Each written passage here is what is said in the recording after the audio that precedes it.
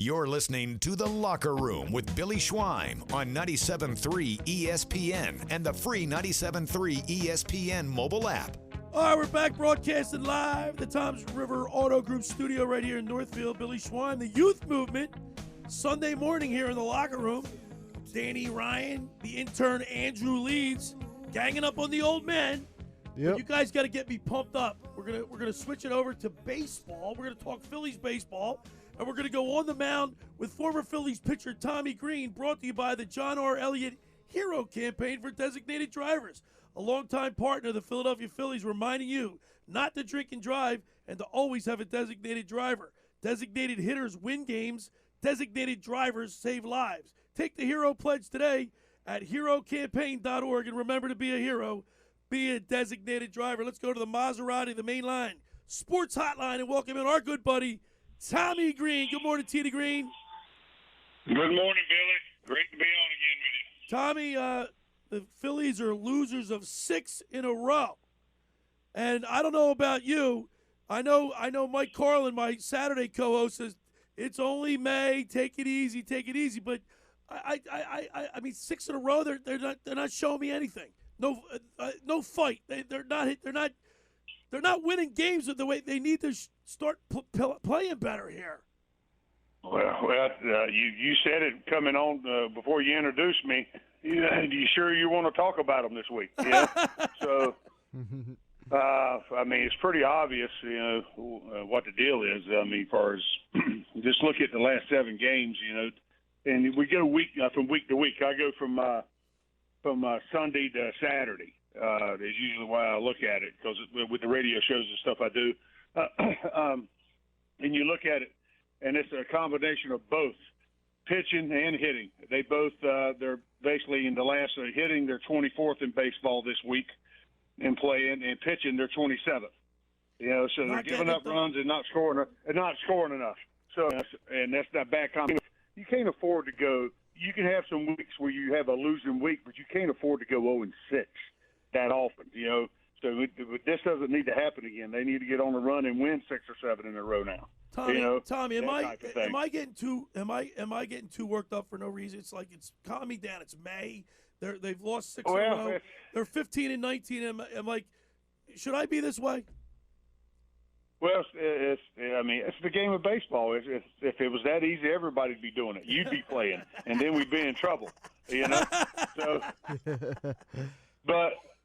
I've seen it go by different ways. There's been times. I went through the minor leagues and big leagues where in the minor leagues one time we started out, we stunk it up the first, probably 35 games or so, and then we went on a 25-2 run. And then same thing in the big leagues when you're. I think it was 91. We stunk up the first half, and we were the best team in the National League the second half. But we were too far behind. That's the thing you got to worry about, is playing so bad you get too far behind. Right. Because the runs can be there. It's just getting on the right track. They're still trying to get people healthy. Hopefully Ranger can come in and calm down the staff a little bit, because the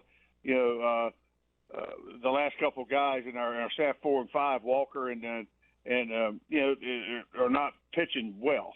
Well, right Tommy, now. you look at Bailey. We need that common factor, So Tommy, you look at Bailey Falter. I mean, my man's 0-6. His ERA is 5.75. He seems like he has good stuff. What's wrong with him? Why is he like? What's he doing wrong? Yeah. To me, he pitches up all the time. He's a left-hander that's over the top. He gets out there. He's got good stuff. He had good starts earlier in the season and just didn't get any run support to help him to get a W beside his name. But he pitched well, and but the last few outings he's really gotten beat up a little bit. And it doesn't take but a couple of outings, and your ERA, your numbers go down the toilet. Right. But what I've seen in him, he's pitching up all the time. Everything's at the top of the zone, and you start getting up there all the time. They've seen him now. There's a lot of people seen him. They're getting the book on him a little bit more. He's not necessarily overpowering. His ball plays up because of the late life, because of the extension he gets out there. He gets closer to the plate than probably anybody in baseball almost. And his ball does some things, kind of hops a little bit, but you still have to pitch down in the zone some to make that fastball up more effective. To make them want to chase it out of the zone. But you start missing in the zone, and that's what's happening up there at the top half of the zone, and you're gonna pay the price. And that's what's been happening a little bit more so the last few starts, and we can't afford to have them. And now where everybody's sort of like having those starts. Wheeler and Nola are pitching okay, but they're giving up runs. We're just not outscoring the opposition, during their starts. And it's but the other ones, we're giving up 8 and 5, 6. You can't afford to do that often. You're gonna have your times where you struggle during the course of the season, but you got to get it on track to keep your team better in ball games and not make them having to score too much. Hey, Tommy Green, this is Andrew Leeds. You talk about getting on track. How about Bryce Harper's return to the lineup, how he's been playing? I mean, what do you think about his energy that he's brought, just being inserted in the lineup, and also just the lack of ability to bring some runs around him so far? Well, it's good. It's obviously great to see him back. He got clearance to play. Really disappointed in baseball about not allowing him to put the time to put the brace on. This stuff is driving me absolutely insane. As far as that stuff's concerned, to what they're doing to the game, as far as that's concerned. He's one of your superstars that draws fans to the ballpark. You're risking doing things just because of an extra 5 seconds, or so. Doesn't make any sense. That should be an umpire's discretion or something like that. But still, it's like they say, you opened up Pandora's box. You allow one, you got to allow them all. That type of thing. But still, I didn't like it from the beginning. As far as the time frame and stuff they're trying to do. Yeah, it speeds up the game, and that's a good thing. Yeah, I get that. But they're also messing with the game too much. They got to find a common ground somewhere where you adding a little bit more time, but not allowing enough where it takes forever.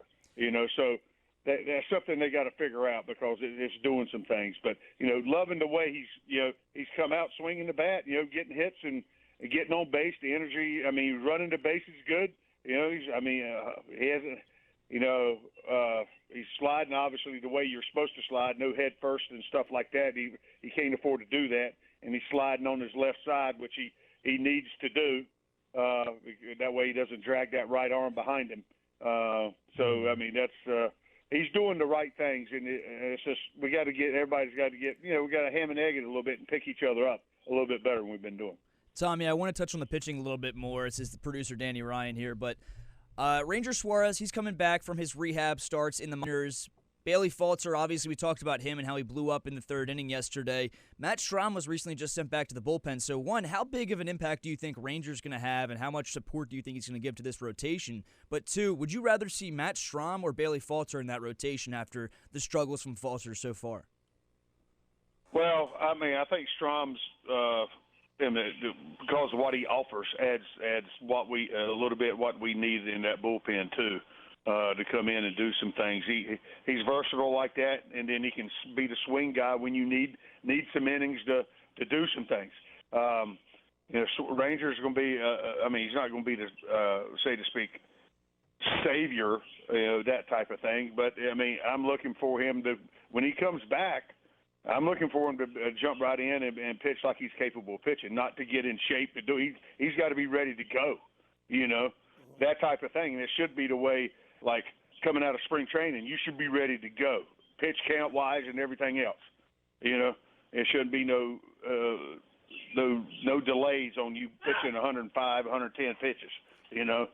So or whatever needs to be done. But I'm looking for him to step right in and hopefully be a common force. To that rotation a little bit. We need some steadiness right there at the end. You got to have 3 of the 5 guys going pretty good at the same time, and hopefully winning those ball games. They don't need to win, but the team winning that day, they give you. That's a good thing because you win 3 out of 5 games all the time. At the end of the season, you were looking pretty good. But they got to find a way to get on that track. We're talking with former Phillies pitcher Tommy Green. We do every Sunday. We go on the mound with Tommy Green, brought to you by the John R. Elliot Hero Campaign for designated drivers. Now, Tommy, the batting order is the lineup is out today, and it's a lineup that I like. It's a lineup that I want to see more often. they've had Schwarber. Topper's been sticking with Schwarber at the top of the lineup. He took a collar last night, went 0 for 5. He's batting 176 too. So today, Topper changed the lineup. We got Stott leading off, playing second base. He's batting 295. Trey Turner, he's batting second, 262. Bryce Harper batting third, 375. Castellanos batting cleanup, 305. Schwarber in the 5-hole. That's where I think he should be. Gabriel Muto, Baum, Marsh, and Sosa. That's the lineup I want to see. Yeah, I mean, I think putting Baum down there, it gives some situation where he can. Because if he gets hot, I mean, he starts swinging the bat good. I mean, he took a lot of collars, a lot of offers this past week. A lot of at least 3 0 for 5s and 1 0 for 4. That I'm seeing in the line when leading off. I'm not. Yeah, I mean, I don't get. I get the power stuff, and doing that thing, but I think he's better, down the end because he's just not getting it done at the top. You got to have guys on base to do things. He's one of those things. He can do some damage. They mess up. You got those guys on in front of you a little bit. You got a couple guys on it. I mean, that's a 3-run homer run less than a 1, or at least scoring a couple runs if he gets a base hit. But we just need him hitting the ball now, hitting them where they're not. I'm not worried about hitting home runs. That'll come when he starts hitting the baseball squarely. So it's just now we just need to get him going. Just get him going, hitting the ball solid. So and you go through those times, and he's been notorious for that. He's very streaky with that stuff, and hopefully we can get him going, and that spot with runners on. I mean, that's how you score a bunch of runs. So hopefully that can happen. Well, hopefully they can salvage the series with a win today. Tommy Green, as always, we really appreciate having you on, talking Phillies baseball as we go on the mound with Tommy Green every Sunday. Brought to you by the John R. Elliot Hero Campaign. Tommy, thank you so much, and let's go Phils. You got it, pal. See you next week. There he is, Tommy Green on the mound, brought to you by the John R. Elliott Hero Campaign for designated drivers, a longtime partner of the Philadelphia Phillies, reminding you not to drink and drive and to always have a designated driver. Designated hitters win games. Designated drivers save lives. Take the Hero Pledge today at herocampaign.org. And remember to be a hero. Be a designated driver. Tommy Green on the Maserati, the Mainline Sports Hotline.